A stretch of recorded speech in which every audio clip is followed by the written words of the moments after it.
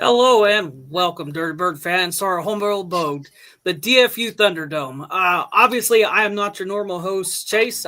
Cody running things tonight. To my left over here, we've got Rick. Below me, we got Philip.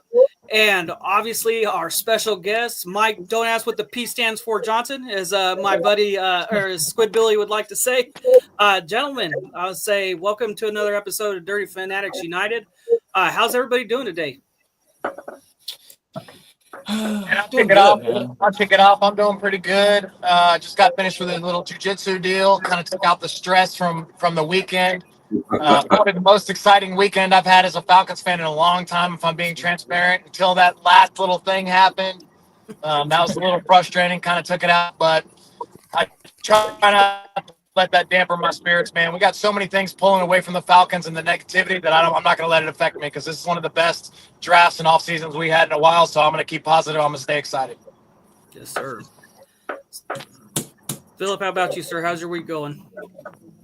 Pretty good, besides the little incident that's going on, but I'm not too really worried about that a whole lot. But, it is what it is. We'll get past it, Other than that, it's been great, man. Been blessed. Good. It's always good to hear. And, of course, Mr. Mike Johnson, I know it's the early start to the week. Again, thank you for joining us here on DFU. How you been doing, man? How are you feeling? How things been? Listen, I'm with the rest of you guys, man. I'm enjoying. I got a chance to obviously cover the draft all weekend long and all last week. And one of the first people to react on radio last Friday to the Jalen Walker deal. And I wake up really early, so I was lucky enough that I just decided to keep my eyes open long enough to see the James Pierce trade over there at 26, which I was equally excited about. But it's good, man. I think the Jax Olbrich thing you guys are referencing, it's a little blip on the radar and takes a little bit of spotlight off, but 5 very solid draft picks, man. I think we got a couple of starters out of it. So yeah, I'm riding high, man. Other than that, personal life's good. Kids are crazy as ever, and I appreciate you guys having me back on. Yes, sir. Well, we're glad you had time. I know you're a busy man, and know you got to be up early in the morning to do the radio, which I appreciate. Driving to work, getting to listen to you and Bo and your new co-host, Allie. I would say it was nice to get to listen to y'all this morning, go to work. So that's awesome, man. I definitely enjoy listening to y'all. But I would say, so let's kind of go around. We'll address this one first, kind of get out of the way because I think it's the least important thing of, the draft that we had. Coach Brick's son, found a way to get a hold of Shedeur Sanders' phone number. Unfortunate, made a phone call, that definitely shouldn't have been made, but, it happens. I would say this happens every year in the NFL. You hear about it constantly.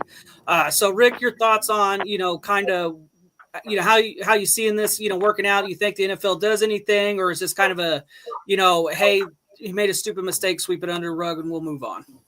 I hope this is he made a stupid mistake, sweep it under the rug. But this is the Atlanta Falcons, and they like to punish us. Yeah. But just based on past history, knowing the effect that it had, I don't really think it had that big of an effect. Honestly, if his last name wasn't Sanders and he wasn't drafted in the 4th round, this wouldn't even be a conversation. But the entire conversation all weekend was about him, and this just kind of added on to that. So, I always talk about the media is really big on views and clicks and things like that. So running with this story, making it bigger than life is part of what they do.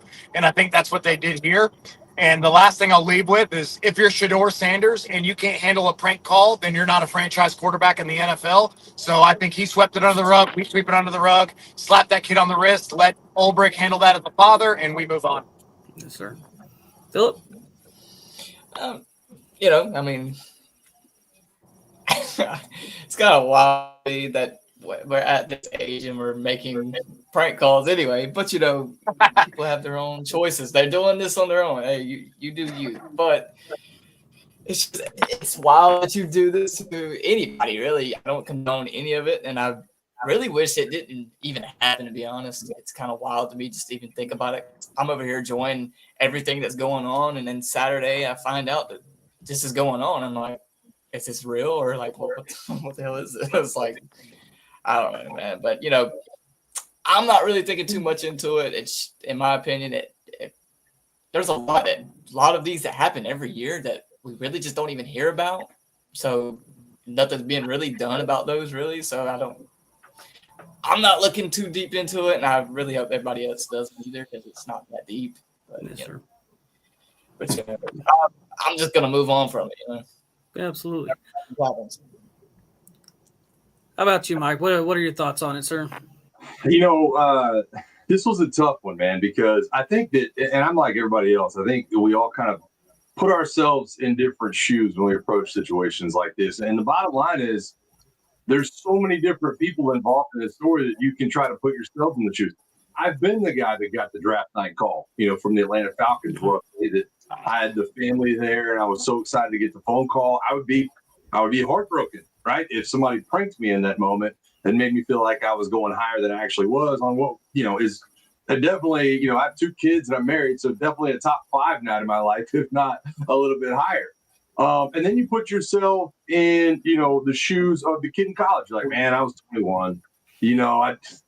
I did a lot of dumb things when I was at Bama. He's obviously at Ole Miss. Did a lot of dumb things when I was 21. Lord knows I'm glad that Instagram wasn't around. Twitter was barely getting off the ground. Facebook was kind of just starting. So I'm lucky from that aspect. But I think the tiebreaker for me on both sides is put myself in dad's shoes, right? And that's really what I kind of go back to. My son's only 4.5. But if I was Dion, I'd be really upset. And from Jeff Ulbricht's perspective, I'd be, maybe the word is irritated. Like, I don't want to deal with this if I'm Jeff Ulbricht. I shouldn't have to deal with a situation where my 21-year-old son is taking a number that is work-related and part of an NFL system that I've been around and, that I'm having to deal with. So, I don't know, a lot of different ways to look at it. I'm with you guys. But it feels like the NFL likes to make an example out of the Atlanta Falcons more times than not.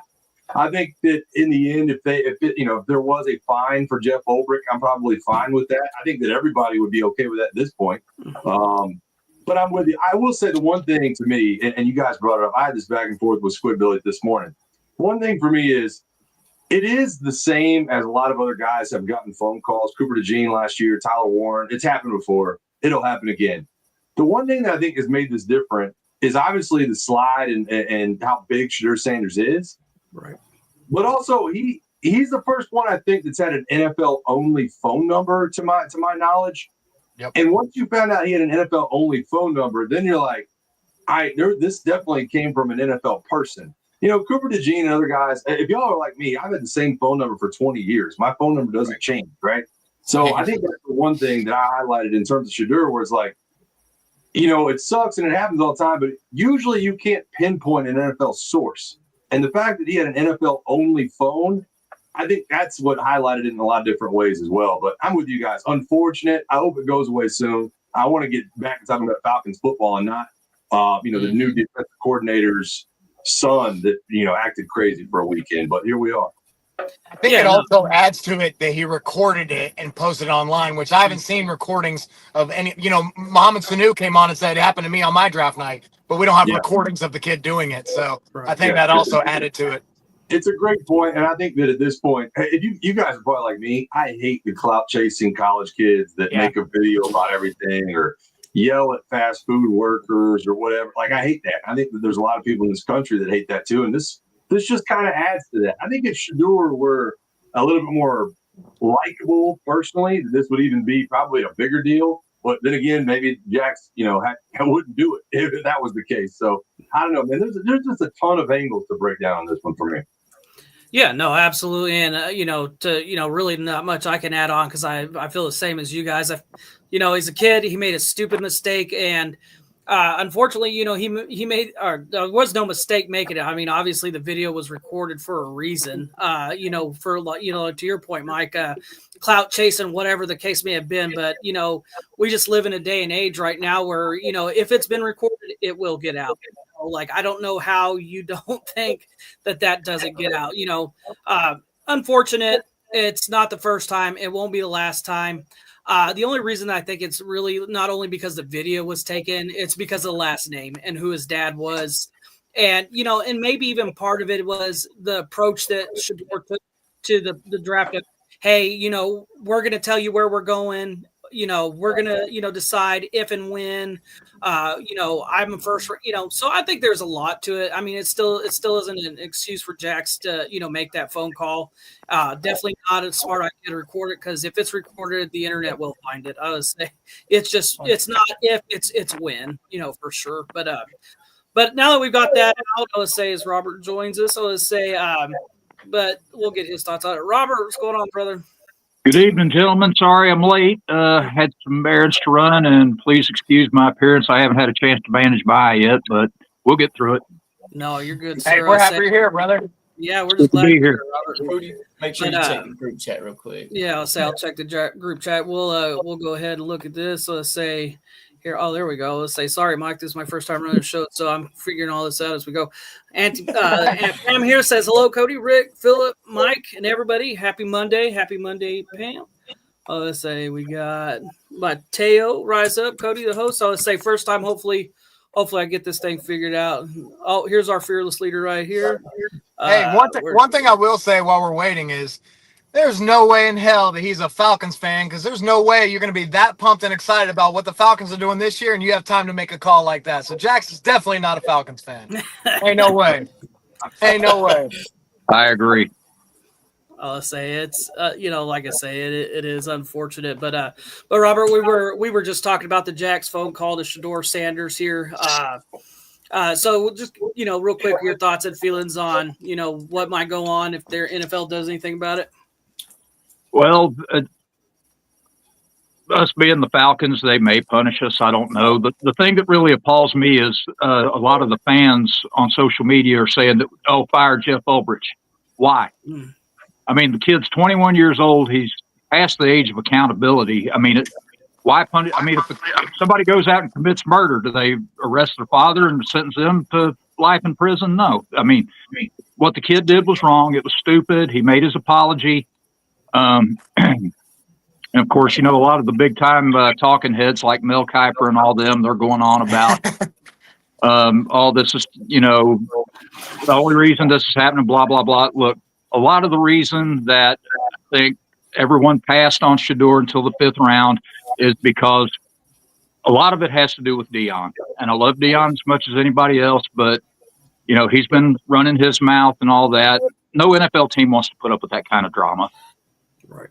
So, I mean, I think that, if anything comes about it, the kid's made his apology. Shedeur needs to go on. And like Rick said earlier in the group chat, if Shedeur can't handle a prank call, is he ready to be a franchise quarterback in the NFL? Right.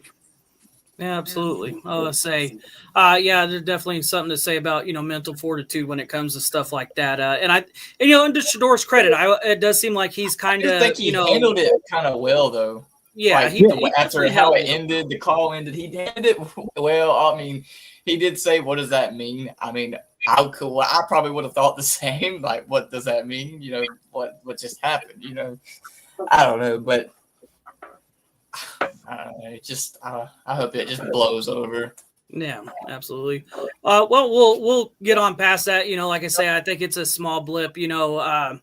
Unfortunately, to everybody's points too, the NFL does seem to like to make. Let me ask you this, Mike. I would say, why do you think it is that the NFL does like to make a point out of the Falcons over? Because it does seem like when something goes wrong, like everybody kind of gets escaped by. But when it comes to the Falcons, man, it's not just a slap on the wrist. It seems like the NFL's like, okay, well, here we go. Yeah, I mean, I think that there's a number of different theories. First of all, by any measure, I think we're a top 6 probably media market in the country, and haven't had the franchise success in this location that comes along with being a major media market. You point to teams like the Jets. That's they become a punching bag in a lot of different ways as well. I don't think it's just the Falcons. I think it's teams that fit that Falcons profile that are major media markets, but and have fan bases, but to the point where it's not like a storied thing. And Arthur Blank's not going to overstep his bounds like you would expect a Jerry Jones or a Robert Kraft. So I think there's a lot of different reasons behind it, but it just, for whatever reason, the national narrative always likes to make the Atlanta Falcons into a punching bag. I mean, we just saw Bill Belichick's 24-year-old girlfriend a couple of weeks ago with the Super Bowl sweater. I know.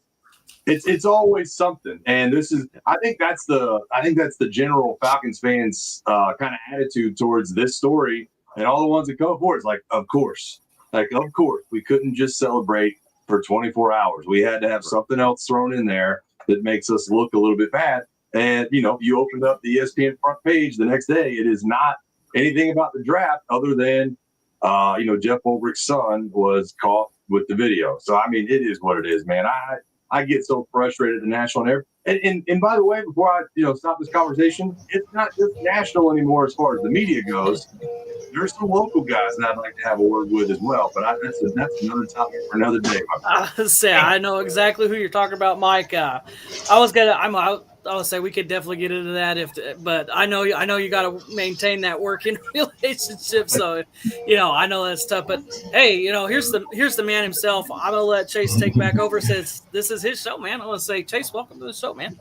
Falcon fans, what's going on? Special guest, Mike Johnson in the building. Appreciate you, Mike. Second time on DFU. Philip, Cody, Robert, Rick, what's going on, man?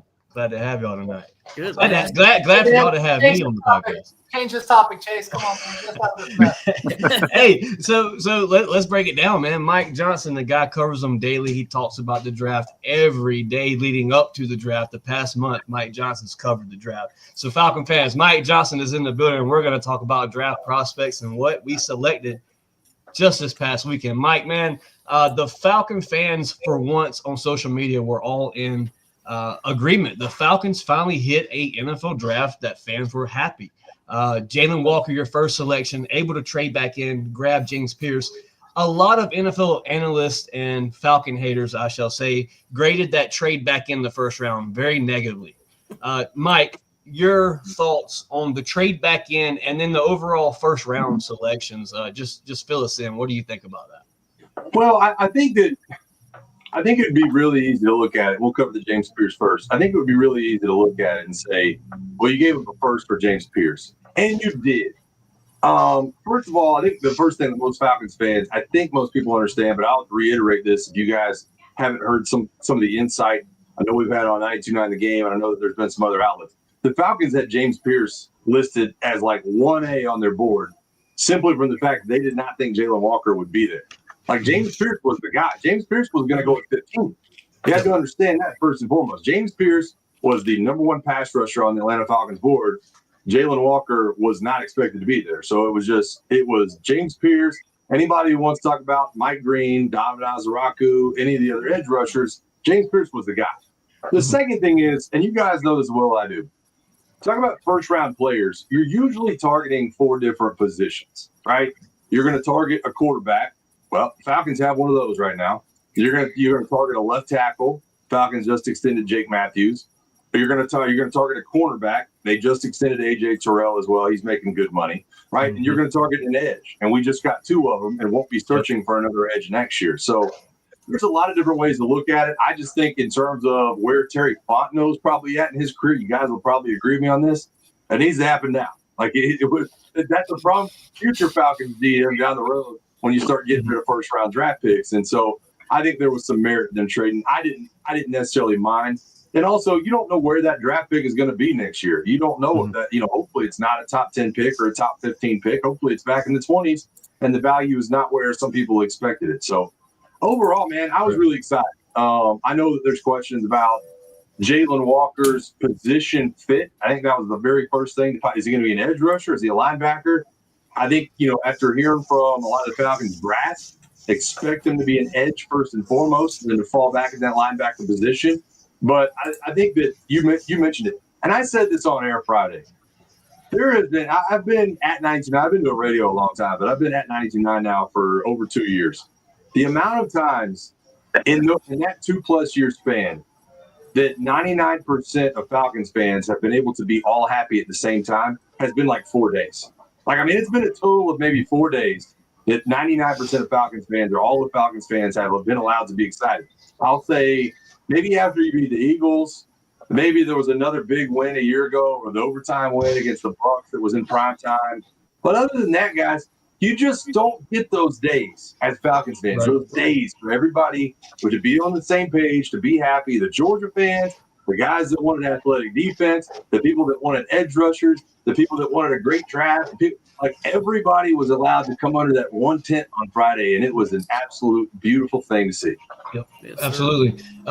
Mike, I wanted to hit on the James Pierce thing just a little deeper because at one point leading up to the draft, I heard that there was potential that James Pierce was ranked as not only one of the highest passer rating edges that there was in this draft, but as number 2, right under Abdul Quarter on draft list. There was supposedly a potential slide of James Pierce with they said they didn't know if he would be mature enough leading into the NFL. Was there any speculation of why that is the reason James Pierce fell that far in the draft? And would he potentially have been there day 2 if the Falcons didn't trade back in? It's a great question. It's something I've been wondering as well. When you look at the draft and how it panned out, I'm not sure that he wouldn't have been there. I will say this. I don't think he would have been there at 46, which is where they were picking. I think that was pretty clear cut. Maybe he falls out of the top 30. I think there's always going to be that question about guys, and it's going to happen more and more because you're dealing with NIL. A lot of these guys have good money now.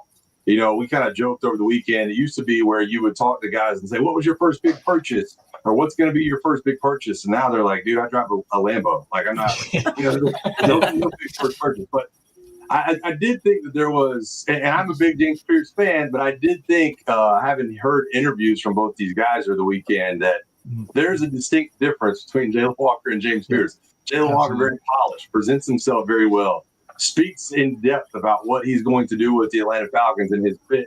James Pierce is more of a matter of fact, like, yeah, I'm here to play ball. It's just like 5-word answers, The outfit showed it all when he showed up at Flyer Ranch. It's interesting, man. So I think that's where you kind of look at it and go, okay, is there an issue with James Pierce? Can he dig down and get it? But I think at the end of the day, a lot of fans have said this about Terry Fontenot. Let's not overcomplicate this thing.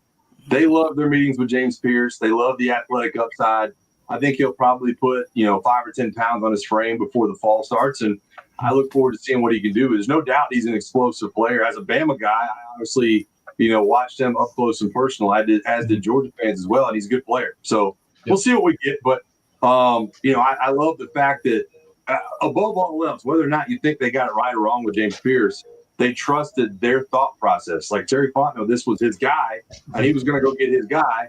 Jalen Walker falls in the lap, and they find a way to get both of them done. So I don't see how you can't be excited about that. Absolutely. Let's go around the table real quick. Rick, you were not here for the draft recap, so obviously I want to get your thoughts of the first night of the NFL draft. Sterling Woods here with a comment says, what do you all think of Jalen and James picks? Rick, the mic is yours, brother. Take the stage. Man, I'm super excited for so many different reasons. When Jalen fell to us, we were watching that last pick, we're like, please, and they took the tight end. I was like, oh, wait, what? Because when we were going through our draft pick, guys, Jalen Walker, we were like, all right, don't list Jalen Walker because he's not going to be there. So let's just talk about Mike Grant and the other guys. So we just kind of wiped Jalen Walker, and then he ended up And so then we got him, and I'm like, okay, the dog people can chill out.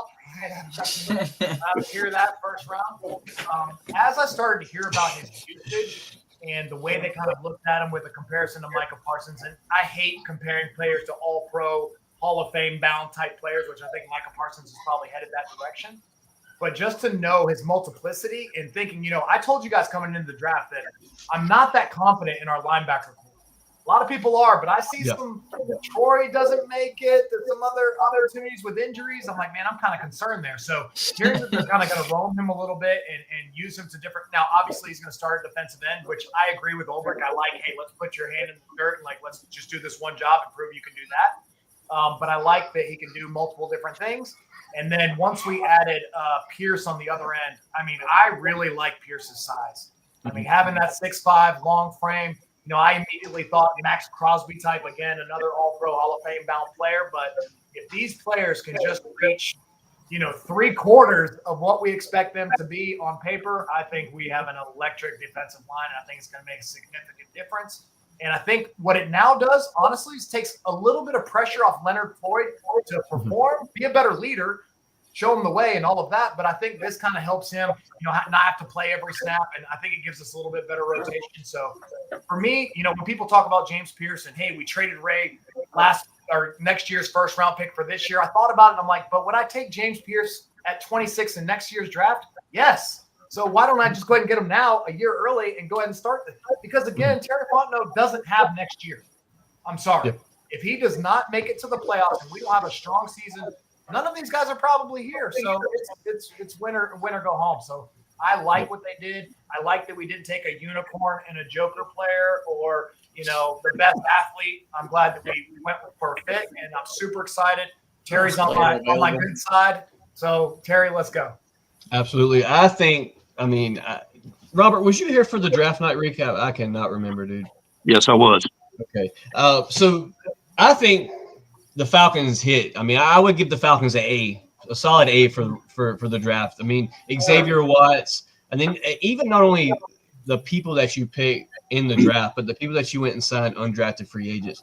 Kobe Bryant, the cornerback. Phillip, you hit big on him. You knew exactly what you were speaking on with Kobe Bryant, a guy that we did not see slipping off of the draft board to be an undrafted free agent. A question I have for you, Mike Johnson, that did not really get so much addressed. I guess you could say in free agency it was hit on. But the departure of Grady Jarrett, you now lean on Ruko Hirohu, and you also lean on your free agency signing Morgan Fox to rotate that with Anamata as well. Did you expect the Falcons to dig a little deeper at that position leading up to the draft, or is this a thing where you think Morgan Fox and the rotation we have can hold down that position? I honestly expected a signee in free agency other than Morgan Fox, and I honestly thought that once that didn't happen, I thought we'd draft a guy. And I think a lot of the focus will be on Grady Jarrett. But I think there's another piece we'll be missing this year, in my opinion, and actually a bigger deal, and that's Eddie Goldman. Eddie Goldman was our one true run plugger, right, last year, where they ended up, he forced his way into more and more snaps as the season went on. They'd go to kind of that bear defense, that 5-down kind of look, and he'd be at nose guard plugging away because otherwise we couldn't stop the run. We didn't have any other defensive linemen stop the run. I did not think David Onyemata would be part of the conversation at this point. His cap number is huge. Now, you brought up the names Morgan Fox. I think he's a good pass rusher. I don't know what he'll be in the run game. I think Zach Harrison is going to have to step into a bigger role. He's not really built for what they're asking him to do. He's built more for, the defense they had a couple of years ago when he was drafted, but he'll play a 4-eye technique as well. And Brandon Dorless. I think Brandon Dorless is the guy that's going to have to show up this year in the big time. I still think, in my opinion, when you look at defensive tackle, you're probably looking at some kind of move in training camp, the way that you saw, last year for, a couple of trades that went on, the signing of Justin Simmons and whatever else. So I don't think they're done at defensive tackle. I think they would have loved to address it during the draft, but they just didn't get the opportunity. So we'll see what happens. But you were talking about the linebackers being a little bit thin. To me, the defensive tackle room, especially the guys that play the A-gap, that's where I'm a little bit concerned at this point. Yep. I thought Walter Nolan would have been a good pick at 15 if the Falcons would have went any other way. I thought Walter Nolan was the guy. That was my guy through the whole process. I was like, I want Walter Nolan to be a part of this. He was my guy through the whole thing. I stood on the table for him through this entire thing. I was fine, obviously, with Jalen Walker. I didn't think he'd be there. But then to see Walter Nolan go with the next pick, I was like, oh, man. Yeah, the very next pick to Arizona was crazy. Yeah. A lot of people – we did a Falcon content creator stream, and a lot of content creators were trying to tell me that Walter Nolan would fall to 20-ish. And I said, there's no way Walter Nolan falls out at 15. And then he goes to 16 to Arizona. So Walter Nolan, definitely a prospect to keep an eye out for in the NFL. Rick, we asked Mr. Mike about the defensive tackle position. We spoke on a little bit. I want to go around the table real fast. Your thoughts on the defensive tackle position and where we stand right now. Cody next, and then we'll just rotate around. Rick, take the stage, though. I completely agree. I've thought about that too. We need some space eaters in there. I was surprised that we got rid of Grady. We kept Omanyata. I thought we'd probably get rid of both of them. And then we didn't make a pickup. I didn't see the UDFA, the undrafted list, so I didn't see that if we got a defensive tackle or not. But I definitely have some concerns.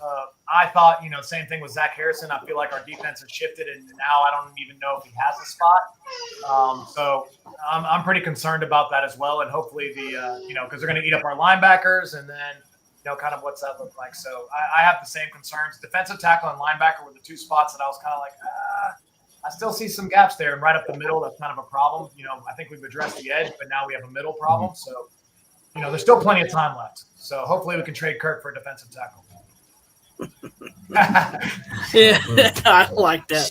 I agree with Mike and Rick. That was my biggest problem, this offseason.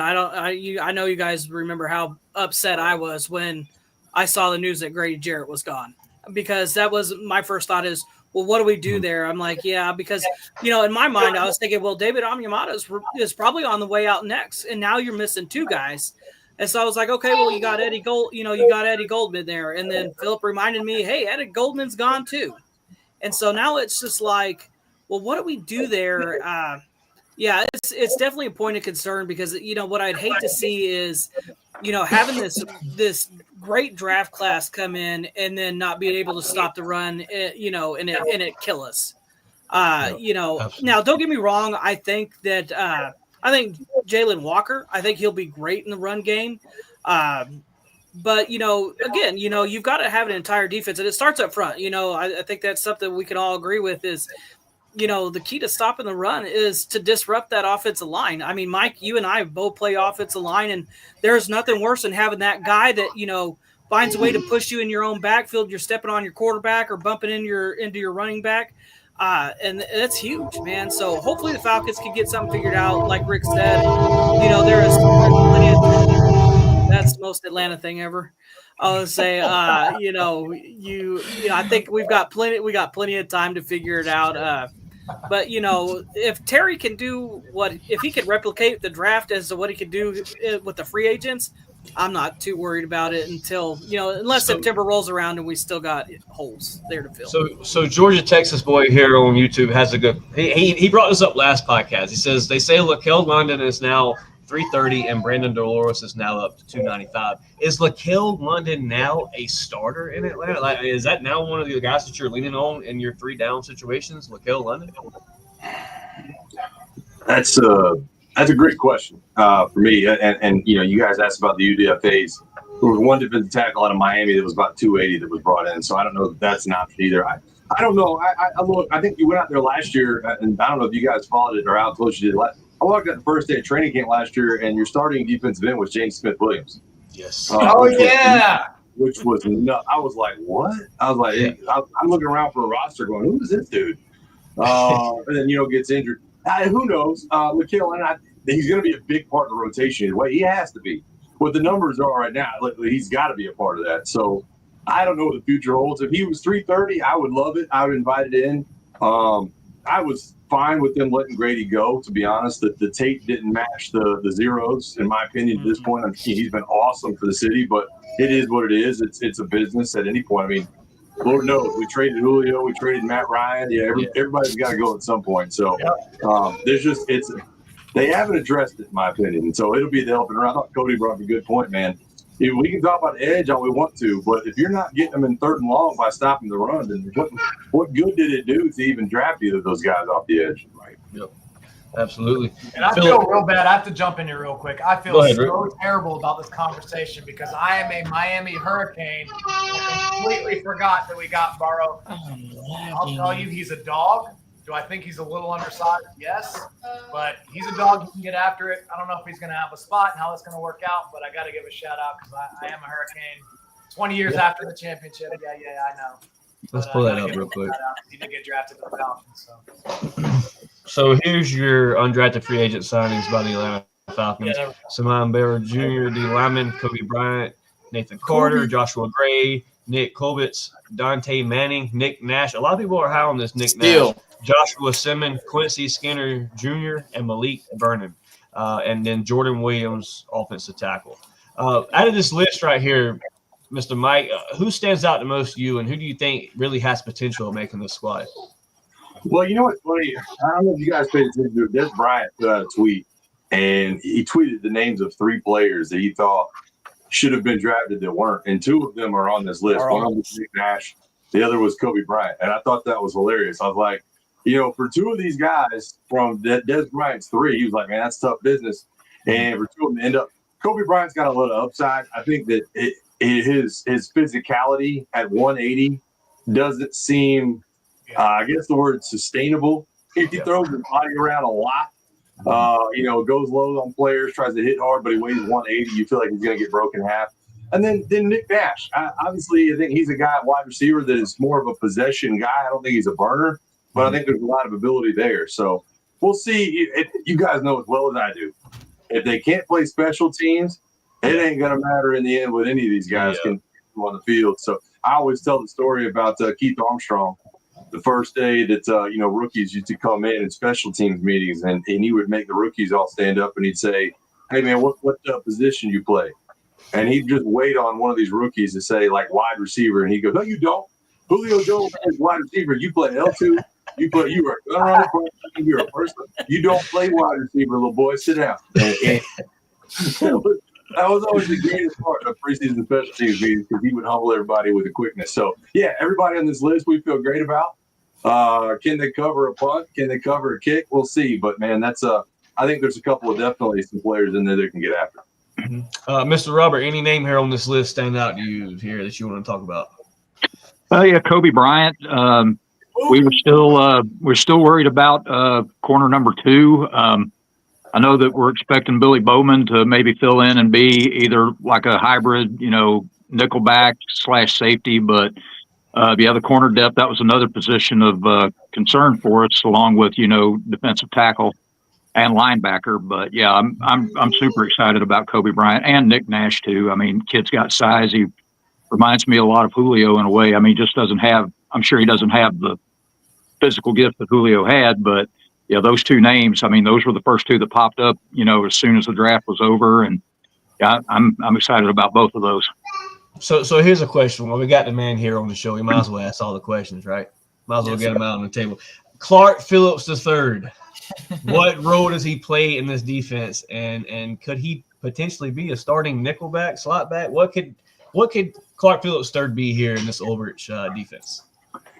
You know what? It's a good question, and I think it's funny that Billy Bowman obviously is drafted as safety. I think a lot of people, like you guys said, what is he going to play? Probably nickel. I think to start off, he'll be tasked with coming down, making some more of those box plays, but he's not exactly a shirt tackler, which is interesting. He's kind of more of a guy that is going to fly around the backfield. When it comes to Clark Phillips, I think there's a lot of ability there. I think the stature in the end is something that's really tough to overcome. And when you look at him last year, there were definitely lapses, as there were with all of our corners on film last year. You get to the Minnesota tape, you get to obviously Denver when we were really dinged up in the secondary. You get to the Minnesota tape and all that stuff. And it's frustrating to watch. I think he kind of fits in that, where I'm not sure that he has completely understood what his role is, but he's willing to be physical. And there's a number of guys. I mean, you go all the way down even into training camp last year with Natron Brooks, I think, that was the player of the game, one game during training camp. I think that he's a guy that's going to be vying for a role. But I think that if he had secured a corner role, they wouldn't have signed back Mike Hughes. And I think that if he had really solidified the nickel role, that the Alford might not be in the picture, and you might not be looking at Billy Bowman in that role either. So I don't know. I mean, your guess is as good as mine. I tell people all the time, when it's not written in plain sight on the tape and you can't really pick it out, sometimes there's a personality thing. I mean, people forget that these are people in these meeting rooms. Sometimes we look at them like fantasy football players, but they've got to learn. They've got to develop mentally. They've got to be able to understand what they're looking at. And maybe that's part of the equation here. But I think he's definitely part of the fold. He's shown himself to be a quality player. He's gotten playing time, and he also is, like I said, a good special teamer. So we'll see how he comes out of these OTAs and mini camps and everything like that and headed in training camp. But he'll be a part of the equation either way, I'm sure. Yep. And I think some too. A couple of I don't remember if it was a couple off seasons ago. We got an inside look, and they were really focused on communication in the back end. And so knowing which guy can communicate properly and get the plays across and all of that was a big part of it too. And he's like, man, if you can't communicate, you can't be on the field. It doesn't matter how talented you are. Well, and I'll follow up on that too, guys. I think that's a big reason right now that we haven't seen Justin Simmons be signed back. That maybe would be at a team-friendly contract. And you look a number of times last year, the play would be over, and Justin Simmons and Jesse Bates are looking at each other like, what are you doing? Like, yeah. I don't. And again, it's hard to know, right? You've been through three different defensive coordinators in 3 years. Ryan Nielsen was great, and then he's gone, and then Jimmy Lake is here, but then Raheem takes over, and Jimmy Lake's fired. Now you're on. Like, we don't even know what the communication is supposed to be. But I'll tell you this much: I trust Jesse Bates to be able to get it right in the back end. So if Justin Simmons is looking at him and Jesse's looking the other way, I'm good. I'm good with Aaron on the side of it being Jesse Bates. So yeah, I'm with you on that. Communication huge. Well, I got a question for you, Mike. I would say kind of addressing our offensive line. I know we got Ryan Newsill. He's kind of in that free agency, he could go test the waters. Falcons did kind of call, match and stuff like that. Are you comfortable with Ryan Newsill coming in and being that guy? Or is this something that the Falcons need to go out and go find, some guy to really cement that center position? Good question, Cody. Great question. Let me try not to get too far in the weeds. Cody, we start talking O-line stuff. I'll dig a hole and jump in. Go as deep as you want, Mike. We'll get all in the weeds. For training camp? I think that Ryan Newsill, I think for what the Falcons need or they expect at that position, I think he's very good. I don't think that he necessarily fits into other situations the way that you would want. I don't think Ryan Newsill would look at any other team and go, "Oh, I can't wait to bring that guy in." But the Falcons, they're very simple at center. I mean, you are pass protecting one of the 8 gaps, and you are outside zone blocking left or right. You know what I mean? They're not running power. They're not running the outside puller schemes. They're really not getting the center out much in screens. Right. So the job for the Falcons is it's I don't want to call it easy because it's not easy, but it's very simple, right? What they're asking you to do. So I think that's one of the reasons they're comfortable with Ryan Newsill moving forward. It's also, in my opinion, one of the reasons that Drew Dahlman probably looked so good when you looked at his PFF grade. When other teams are looking at him going, "Oh, should we pay this guy $12 million?" And you look at his tape and what he was tasked with doing, he was very good at. It's pretty simple, right? You're running outside zone, some downhill duos, and you're pass protecting. So our offense is very, very simple. Dwayne Ledford's offensive run game, very simple. So I'm fine with it. I wouldn't, let's not mistake it to think that Ryan Newsill is going to be up for a Pro Bowl this year. But, with 5 draft picks and limited amount of money in free agency, I think he's serviceable. I don't think you could afford to pay Drew Dahlman. I think they'll probably bring in or keep around a Javon Gwynn or somebody else. Maybe even, and I brought this other day, maybe even a Matthew Hennessy, if he can prove that he's healthy, is in the fold during training camp. I don't know. But Ryan Newsill, to me, will be just fine. And, he'll be a guy that they can plug away with for the time being. Do you think that's a testament to the confidence they have on the guards on each side as well? Oh, there's no doubt. And Matthew Bergeron, to me, when you look at Terry Fontenot as a whole, he's been one guy that I think they really hit on that not a lot of people talk about. We talk about trading up in the second round. They've done it with Arnold Katie. They obviously did it last year with Ruko Roro, but Matthew Bergeron is very, very good for a guy that never played guard before he got to Atlanta and started from the first game he was here.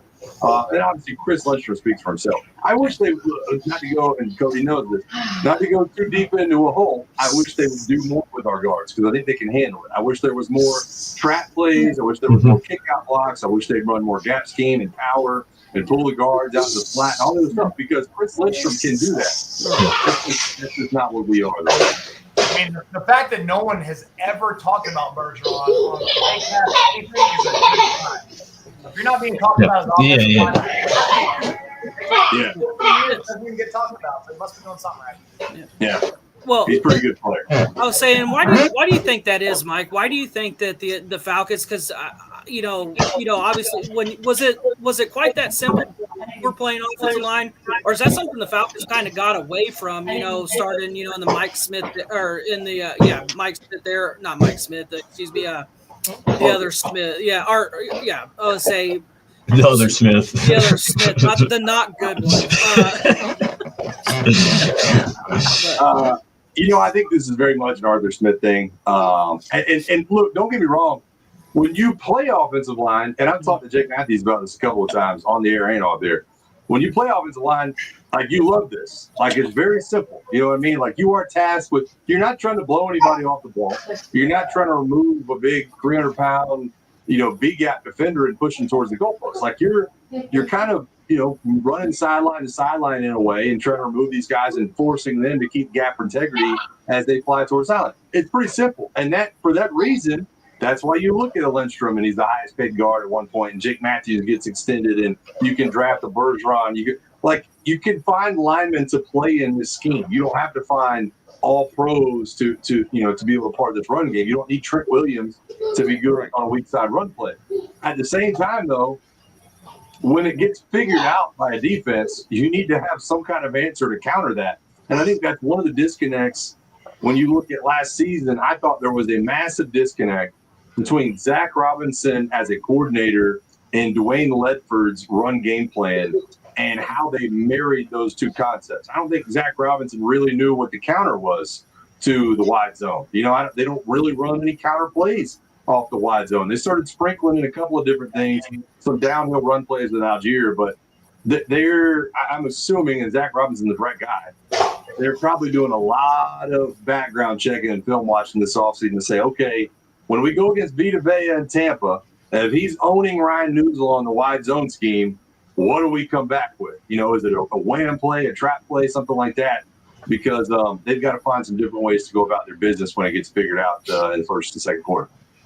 We got a question here from Georgia, Texas boy. He says, the undrafted free agent Vernon safety from LSU, could he be an Ulbrich type of transition to linebacker, possibly Troy replacement? Do you need to at this point? That would be my question. I think the first thing you need to do is you sign Divine Diablo. I think a lot of Falcons fans kind of brushed that one under the radar. That is a guy. Divine Diablo was that guy, right? Divine Diablo was a safety, I think, Virginia Tech, and transitioned to linebacker and put on 20 pounds, and he looks like, a sculpted human still on the whole floor. Caden Ellis isn't going anywhere, but he'll be in a contract year. So maybe, you can see that kind of guy. And you guys know as well as I do, when you look at defenses now, how many times do we talk about college defenses? And just, for example, you're a Hurricane fan, and you're like, the defensive coordinator's like, he plays the Hurricane position. Yeah. He plays the USC. He plays the Trojan. That's what those guys are. They're multiple defenders that are box defenders and drop in. So I wouldn't get caught up in saying, does he transition to linebacker? I think you got plenty right now. I think you got more linebackers you know what to do with if you had in Bertrand. I think a lot of people forget about J.D. Bertrand, second-year player, did a lot in college, and I think due to concussion protocol a lot last year kept him off the field. But I think J.D. Bertrand would have had a bigger play in what the defense had going on last year. He made some plays last year, for sure. Yeah. Washington big at first half of Washington game. Before he got hurt. Miss Pam says, my diamond in the rough offensive line got drafted by Baltimore. Carson Vincent, HBCU player out of Alabama A&M. Shout out Miss Pam over on YouTube. Shout out everybody tonight that tuned in and hit the like button, commented, subscribed, left the comment. All you have to do, guys, is hashtag DFU to be entered for the chance to win a Wart Dunn jersey here on the channel, courtesy of my guy right below me, Mr. Robert. Shout out Robert for the courtesy of giving away a Wart Dunn jersey on the podcast. Anybody else here on the platform have any more questions for the man Mike? We are reaching 50 minutes here on the Hour Podcast. Take the stand if you do. Yeah, I got another one for you, Mike. I was saying we could talk Jalen Walker and James Pierce Jr. Obviously those two guys are going to be immediate impact players for the Falcons. But out of our other three guys, who are you thinking, Mike? Is Xavier Watts going to be the guy? Billy Bowman Jr. Out of those guys, who do you see coming in and making an immediate difference? I was listening to Tori McElhaney today. She seemed to be really high on Xavier Watts, and I kind of watched a little bit of film on him, and I couldn't agree with her more. I feel like you're getting this guy to come in and make an immediate change on your defense. Yeah, I think it's Xavier Watts. I don't think there's any question about it. I think there's a lot of upside to Billy Bowman, and I don't want to take anything away from Billy Bowman. I got a chance when they played, I guess it was been last year, to watch him play a little bit. Good player. But Xavier Watts, to me, he's the diamond in the rough in the whole group. He's not a first rounder. If you guys haven't watched his tape, he is a collegiate version of Jesse Bates, and he's a ball hawk. He's somebody. And if you wanted to take a knock on him, you'd probably look at his tape and go, wow, there's a tipped ball. That's an interception. There's something to be said, and you guys know this watching Jesse Bates. It's not just right place, right time. It's understanding the quarterback's reads. It's reading his eyes. It's knowing the coverage. It's knowing the route scheme. That leads you to the right place at the right time. I think, and you guys will probably understand as well, Jesse Bates, when you look at him, he's more cerebral than he is. It's not like some chiseled physique that's walking out there. He's not William Moore that's going to take your head off, every other play if you come up the middle. That's not what Jesse Bates is. He's very, mentally capable of reading schemes and doing all that. So when I watch Xavier Watts, I saw the college version of Jesse Bates. He's very cerebral the way he attacks the game. And like I said, you can say right place, right time, but I'm going to give him the benefit and say that man knows exactly what he's looking at. And it's also the second time in 2 years you brought up J.D. Bertrand that we drafted a captain out of Notre Dame, and that's panned out with us. So I have one more question, Mike. This will be my last question for you tonight. You draft the edge, James Pierce. You go big on the defense, but you have a guy that is returning from injury that was a big pick last year's draft that did not see the field only in preseason, Braylon Trice. Yeah. How big of a role will Braylon Trice be expected to play this season, returning off an injury? And if not a starting position, will Braylon Trice be in a rotation role this season? It's a tough question to answer because I've been the third round pick that gets hurt, and it's not fun, and it's a tough thing to kind of climb your way out of. And I'm sure that he's doing all that. But I would answer that question by telling you if the Falcons expected him to be that guy, I don't think they would have, used the 15 and the 26 on edge players. Yep. And I think there's a lot of upside to Braylon Trice. I think he's a solid depth player. I think that he's a guy that's going to be tasked with being a big part of this defense this year. But in no way do I see him being a starter. In no way do I see him even being the first guy off the bench. I think he is very much a rotational player that can come in and give you a couple snaps. And look, maybe there is an upside to it, right? I mean, maybe he comes back, he's healthier than ever, he feels lighter on his feet and everything else. But that's a tough hill to climb, man. I think that we're all rooting for the guy, but like I said, I'm not writing on the wall with what the GM decided to do, and you can kind of look at it that way. So hopefully he's able to get the most out of him.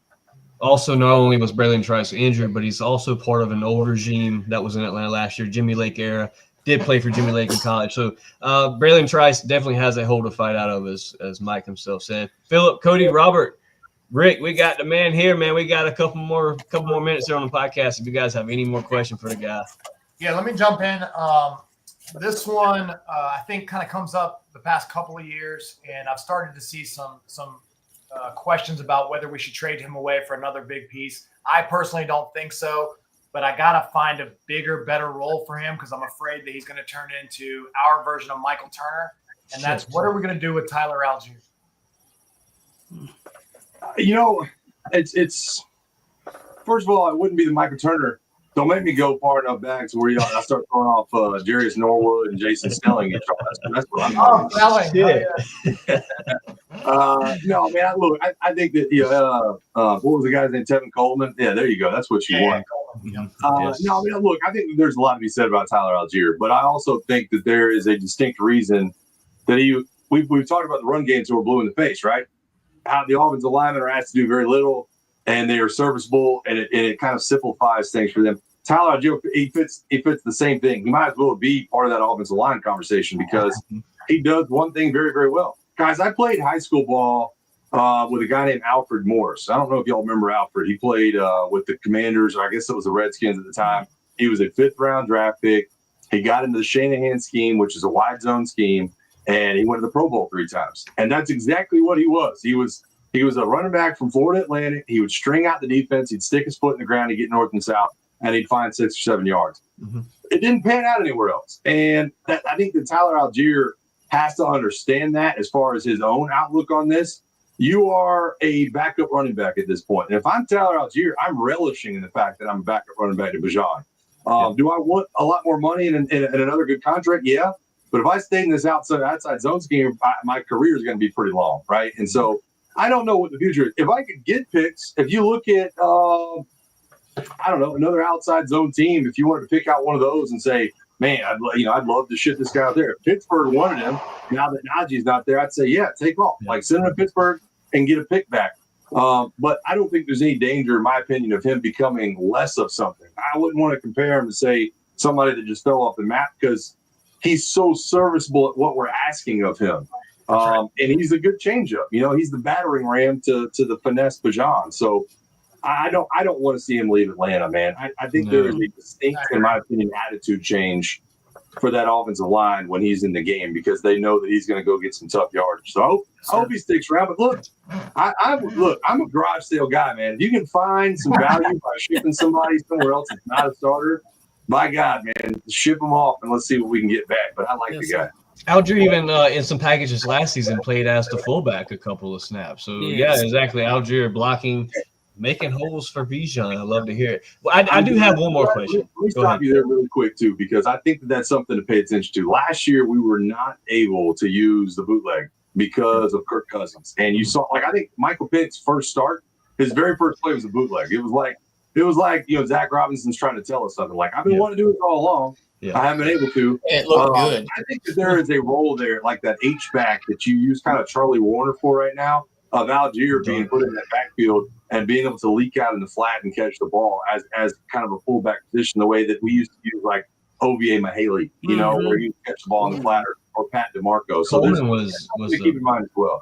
Pat DeMarco, that hurt my heart when he left. Yeah, yes, DeMarco and Mahaley. Yes. I have one more question because the chat mentioned it twice tonight, and it's kind of been a dead topic here towards the end of reaching the draft now. The free agent talk's kind of over with and trade rumors and all that, but a lot of fans, a lot of radio stations talked about Kyle Pitts and the potential trade from Atlanta this offseason. That has died down. There's been media of Penix and Pitts spending a lot of time together.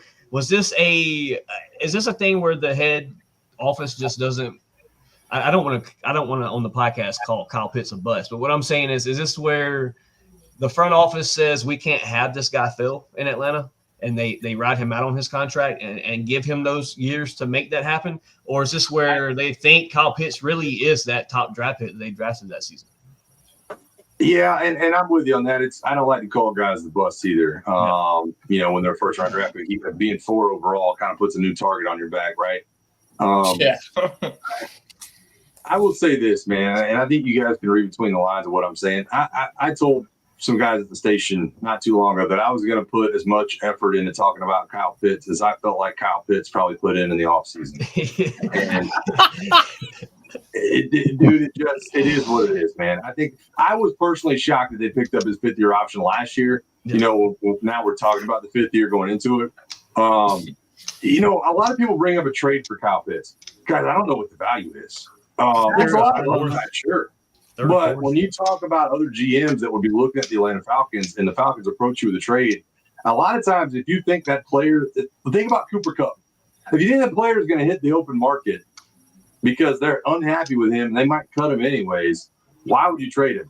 On the flip side, the guy's due $10 million this year because they picked up his 5th-year option on his rookie contract. He ain't worth $10 million. And I hate to say that. He ain't worth $10 million.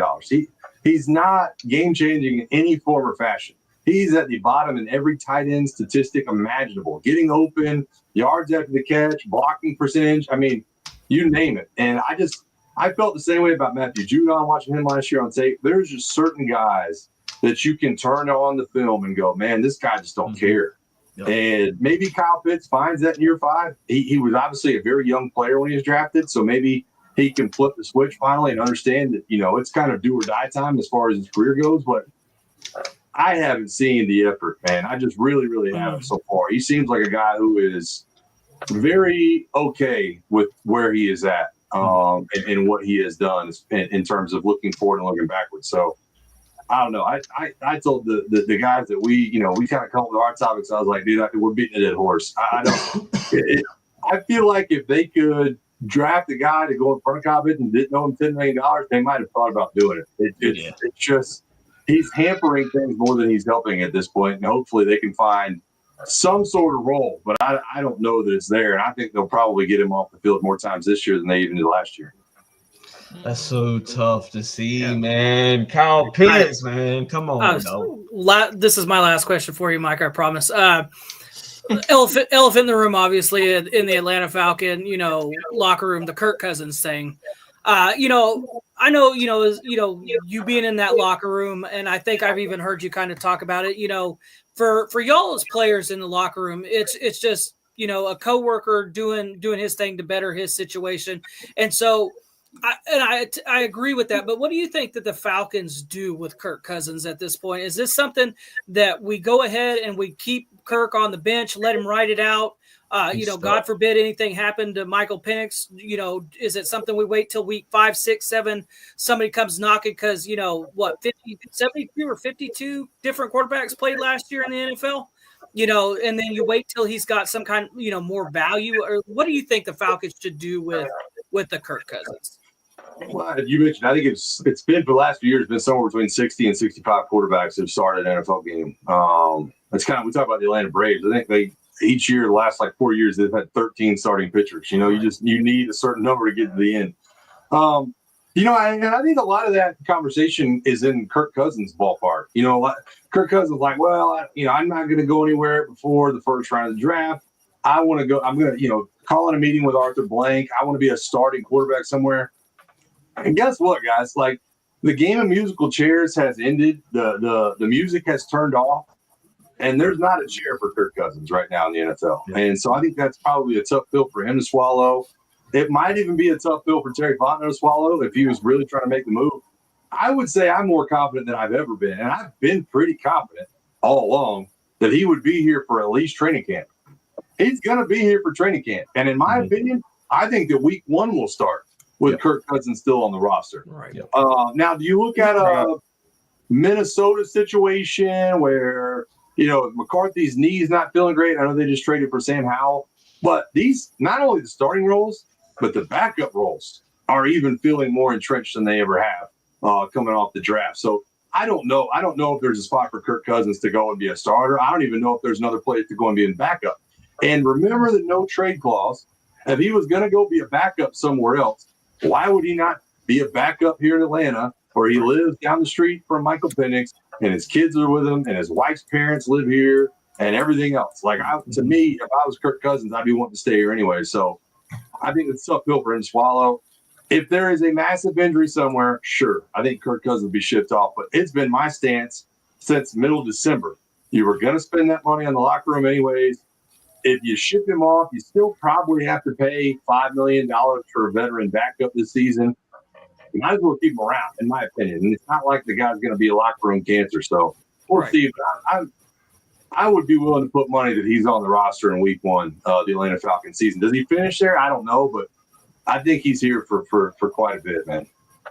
Absolutely. Falcon fans, we have reached our hour mark here on the Loud Podcast. Episode 143 is now in the books. Mike Johnson joins DFU here for a special guest appearance. Falcon fans, hit that like button, leave a comment. If you're watching after the live, make sure to leave a comment. We'll get back to you and respond. Philip, Cody, Rick, Robert, Mike, shout-outs for tonight. Cody, we'll start with you and rotate around, and then Mike will close us out. Yes, sir. I'll say, big shout-out to, Mike Johnson coming on again, man. I'll say, I could sit here and talk to you all night, man. I'll say, you're very, man, you know what you're talking about, and it's just good to, feed off of that, man, and just kind of pick your brain about things, man. It's so cool, man. I'll say you're by far my favorite guest that we have on here. So thank you, Mike, for coming on. Keep doing. You're doing awesome. You, Bo, and Allie, are doing great in the mornings. I can't tell you how much I appreciate, what y'all do in the morning. Keeps me awake for my drive to work. So, you guys make me laugh. You make me think. I would say, but don't let Bo get under your skin, man. I know I could tell you, man. He lives for that, man. And but you handle it well, Mike. I would say, but shout out to you guys, coming on and getting this done.